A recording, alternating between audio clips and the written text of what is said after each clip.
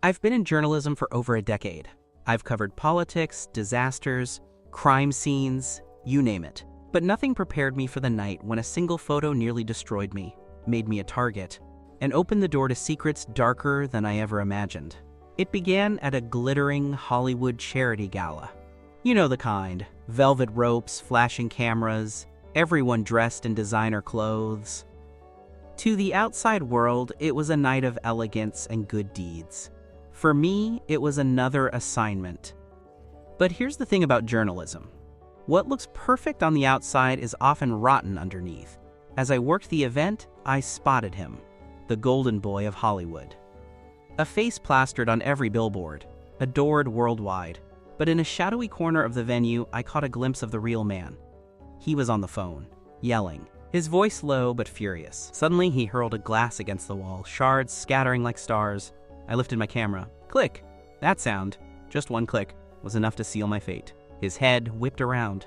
Our eyes met, and in an instant, he was storming toward me. Security rushed in.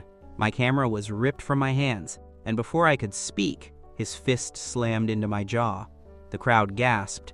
Phones went up, but security closed ranks fast. They wanted this buried. They wanted me silenced. But what he didn't know, I always back up my work. Every photo I take uploads instantly to the cloud. That shot, the one he feared, was already safe. Later that night, nursing my injuries in my car, I got a call. A smooth, unfamiliar voice. "We know you have the photo. Don't publish it. Meet us tomorrow. We'll make sure you never have to work again." The bribe. For a moment, I was tempted. Years of struggling to pay bills, late nights, danger, it could all disappear. But deep inside, I knew. Selling out meant betraying the truth. I went to my editor the next day. He was nervous. "Listen," he said, "you publish this, you'll have lawsuits, maybe worse. Are you ready for that?" I wasn't sure. But then my phone buzzed. Notifications exploding. Someone in the crowd had leaked a video of the entire attack. Within hours, it went viral. Millions saw the celebrity's perfect mask crack wide open. Suddenly, it wasn't about my photo anymore. It was bigger. Days later, I received an anonymous email. No subject line, just a link.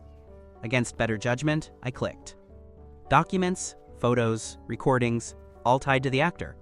Bribery, drug connections, even whispers of ties to organized crime. That's when I realized this wasn't just about one violent outburst. This was about an empire built on lies. From that moment, I was hunted. My apartment was broken into. Nothing stolen, just ransacked. A warning. My car followed for miles at night. I noticed strangers lingering near my office. One evening, a black SUV pulled up beside me. Window down. A man inside, face hidden, said just 5 words. "Drop it, or you're next." Most people would quit. Walk away. But I couldn't. Because now, it wasn't just about journalism. It was about survival. Here's the twist I didn't expect. My own editor turned on me. I walked into the newsroom one morning and saw him in a private meeting with the celebrity's lawyer. They shook hands. When he spotted me, his face turned pale. Later, he told me flat out, "We're burying the story. Too much heat. You're on your own." The one person I thought had my back, gone. I had no choice but to go rogue. I reached out to independent journalists, bloggers, anyone brave enough to share the truth. Together we started piecing the puzzle, and the deeper we dug, the more dangerous it became. Finally, the real bombshell dropped. The celebrity wasn't acting alone. The gala itself, the charity event, it was a front, money laundering disguised as philanthropy. Millions of dollars moved under the radar, protected by powerful names in politics and business. And my photo?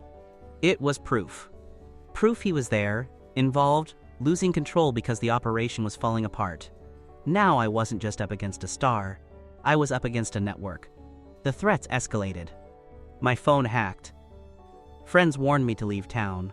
One night, my car brakes failed on a highway curve. I barely survived. That's when I made my choice. I went public. All of it. I leaked the files, the photos, the recordings, everything I had gathered to international outlets. Within hours, the story spread worldwide. The fallout was massive. The celebrity's career shattered. Several politicians resigned. Investigations launched across countries. And me? I became both a hero and a pariah, praised for courage, condemned for betrayal, hunted by some, celebrated by others. Now, when I look in the mirror and see the scar on my jaw from that first punch, I ask myself, was it worth it? The sleepless nights, the constant fear, the friendships I lost. But then I remember the faces of people who reached out after the story broke. Whistleblowers who finally felt safe. Victims who finally had a voice. And I know the answer. Yes, it was worth it. Because in this job, the truth isn't just a duty, it's a lifeline.